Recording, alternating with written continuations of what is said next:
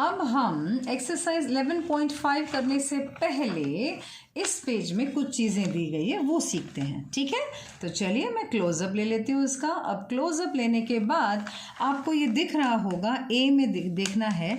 अब इसमें ये बताना है हमको क्या ये इक्वेशन है, और अगर है तो उसका वेरिएबल भी बताना है। तो पहले वो इक्वेशन है या नहीं, पहले हम उसकी बात करते हैं।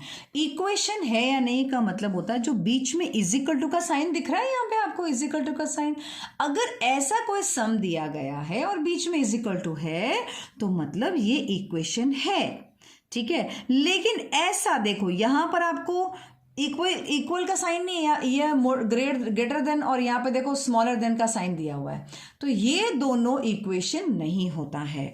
लेकिन जहां पर भी इज इक्वल टू का साइन होता है वो इक्वेशन होता है। Is that clear? बात समझ में आ गई? अब हम आगे बढ़ते हैं। यहाँ पे सबसे पहले उसने हमसे पूछा है कि भाई सबसे पहले ये इक्वेशन है या नहीं वो बताओ। तो यस, चलो ये नंबर ए वाला तो भाई इक्वेशन है, तो यस हम लिखेंगे, यस इक्वेशन है, ठीक है। अब इक्वेशन है, अब इसके बाद ये बोल रहा है कि भाई या तो आप पूरा लिखो yes it is a equation,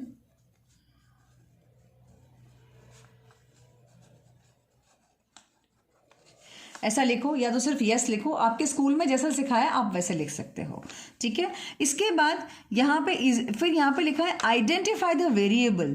variable मतलब इसमें कौन सा ABCDEFGHIJ क्या यूज़ किया गया है, तो आपको लिखना है वेरिएबल यहाँ पे कौन है, यहाँ पे है वेरिएबल है x। देखो आपको x दिख रहा है यहाँ पर x, तो इस क्वेश्चन में जो वेरिएबल बना है वो है x।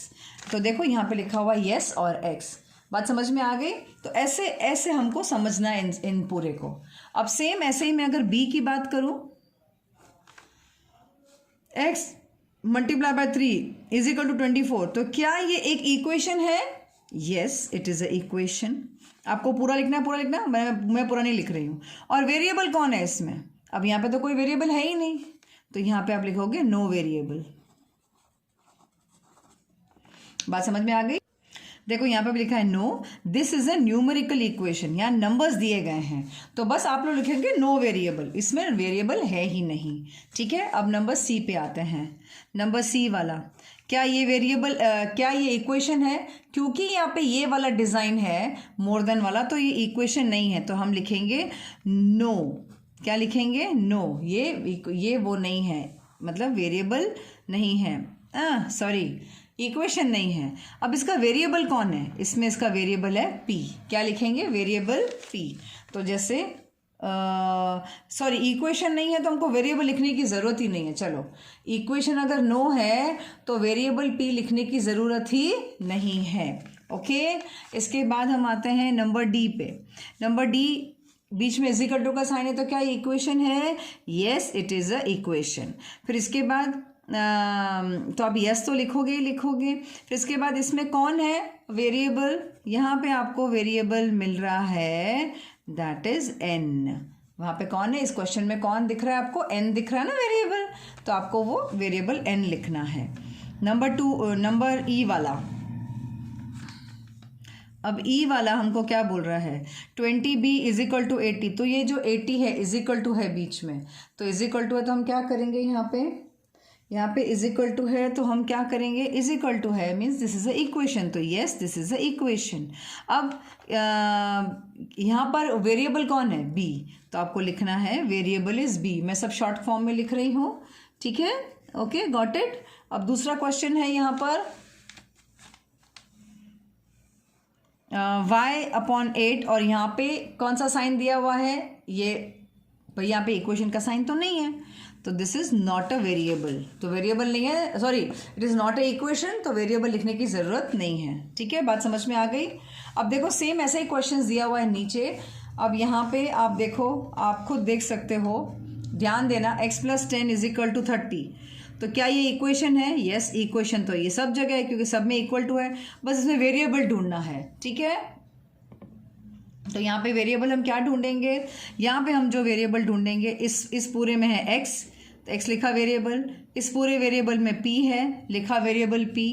यहाँ पे जो वेरिएबल है वो n है, यहाँ पे आप n लिख दोगे, ठीक है। यहाँ पे आप n लिख दोगे। यहाँ पे वेरिएबल आपको कौन दिख रहा है, t दिख रहा है, आप यहाँ पर t लिख दोगे। 2l + 3 = 7, तो यहाँ पे वेरिएबल आपको l दिख रहा है तो ये l लिख दोगे। यहाँ पे वेरिएबल आपको कौन m दिख रहा है तो यहाँ वेरिएबल m लिख दोगे। ठीक है, ये बात समझ में आ गई। बस यही चीज़ अभी 11.5 में आपको करनी है, ये पूरी की पूरी। तो बहुत ईजी है, इसमें वेरिएबल्स ढूंढना है और आपको इसमें इक्वेशन है या नहीं वो बताना है। तो again it is so easy, बहुत सिंपल है। तो हम जो ए वाला है, ए में हमको क्या, ये बीच में = का साइन है, तो क्या ये इक्वेशन है? यस। तो आप पहले तो यस लिखोगे, फिर इसके बाद वेरिएबल कौन दिख रहा है आपको? एक्स दिख रहा है आपको वेरिएबल एक्स, तो आप वेरिएबल एक्स लिख लिया आपने। अब नंबर डी की बात करती हूँ। डी में यहाँ पे आपको कोई भी इक्वेशन तो है, ये इक्वेशन है मगर इसमें वेरिएबल नहीं है, तो आप इसमें यस लिखो और वेरिएबल नो करके लिख दो, नो वेरिएबल। ठीक है, नो वेरिएबल, इक्वेशन तो है मगर इसमें वेरिएबल नहीं है। फिर इसके बाद हम करते हैं जी में क्या ये जी एक ऐसा वाला डिज़ाइन दिया हुआ इक्वल टू डिज़ाइन नहीं है, तो हम इसको क्या करेंगे? नो, ये वेरिएबल, ये इक्वेशन नहीं है। फिर इसके बाद हम करते हैं जे। तो जे वाले में अगेन आप देखो तो यहाँ पर आपको = का साइन दिखता है, तो यस ये क्या है? एक इक्वेशन है। और प्लस यहाँ पे वेरिएबल कौन दिख रहा है आपको? कौन दिख रहा है? p is the variable. फिर इसके बाद आते हैं हम m पर आते हैं। z + 12 > 24, तो यहाँ पे = का साइन है ही नहीं, तो हम क्या डाल देंगे? No, not a equation.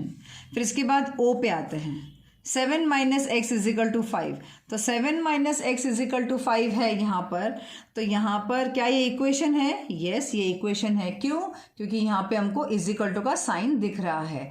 फिर इसके बाद क्या इसमें वेरिएबल है? हाँ, x है इसमें वेरिएबल। Got it? बात समझ में आ गई। अब हम आगे बढ़ते हैं।